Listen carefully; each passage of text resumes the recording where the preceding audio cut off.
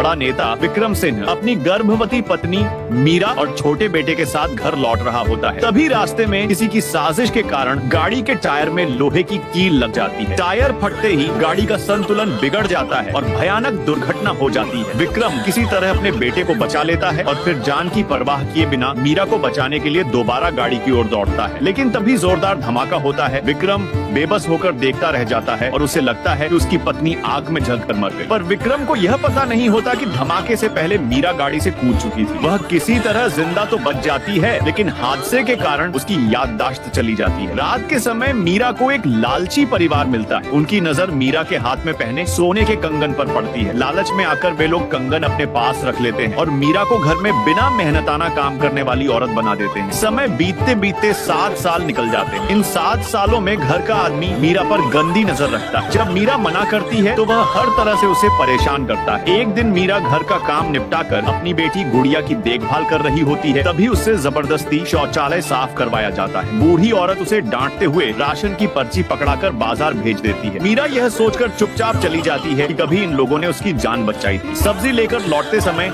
मीरा एक बच्चा चोर को एक छोटे लड़के को उठाकर ले जाते हुए देखती है। उसकी हरकतें संदिग्ध लगती हैं तो मीरा उसे रोक लेती है। जब वह भागने की कोशिश करता है, मीरा टोकरी फेंककर उसे गिरा देती है। फिर पास पड़ी साइकिल उठाकर उस पर वार करती है। मीरा को जरा भी अंदाजा नहीं होता कि जिस बच्चे को उसने बचाया है वह उसका अपना बेटा आरव। उधर विक्रम सिंह 7 साल से मीरा की मौत को स्वीकार नहीं कर पाया। उसकी माँ खुद को दोषी मानती रहती थी। इसी बीच बच्चा अचानक गुम हो जाता है और पूरा परिवार उसे ढूंढने निकल पड़ता है। किस्मत से विक्रम की माँ को वही बच्चा मिल जाता है, लेकिन जब उसकी नजर मीरा पर पड़ती है तो वह हैरान रह जाती है। मीरा बिल्कुल उसकी मरी हुई बहू जैसी दिखती है। वह मीरा का हाथ पकड़कर कहती है, मीरा तू जिंदा है। लेकिन मीरा अपनी याददाश्त खो चुकी होती है और उसे गलतफहमी समझकर वहाँ से चली जाती है। घर पहुँचते ही मीरा देखती है कि उसकी बेटी गुड़िया को सजा दी जा रही है। एक झूठे आरोप में बच्ची को भूखा रखा गया होता है। मीरा का सब्र टूट जाता है। वह साफ कह देती है कि उसकी बेटी उसकी आखिरी हद है। फिर वह अपनी बेटी का हाथ पकड़कर उस घर को हमेशा के लिए छोड़ देती है। अगले दिन वही आदमी मीरा की फैक्ट्री में आकर हंगामा करता है। मीरा उसे थप्पड़ मारती है और लात से गिरा देती है। लेकिन बड़े अफसर के आने वाले निरीक्षण के कारण मीरा को नौकरी से निकाल दिया जाता है। मीरा को यह नहीं पता होता कि निरीक्षण के लिए आने वाला अफसर विक्रम सिंह ही है। रास्ते में दोनों की नजर मिलती है, लेकिन विक्रम खुद को समझा लेता है कि यह केवल उसका भ्रम। तभी वही आदमी गुंडों को लेकर पहुंच जाता है। विक्रम की माँ मीरा के सामने ढाल बनकर खड़ी हो जाती है। मीरा को मजबूरी में झुकना पड़ता है और तभी दूर से गूंजती है एक सख्त आवाज, रुको। विक्रम सिंह वहाँ पहुँच चुका होता है।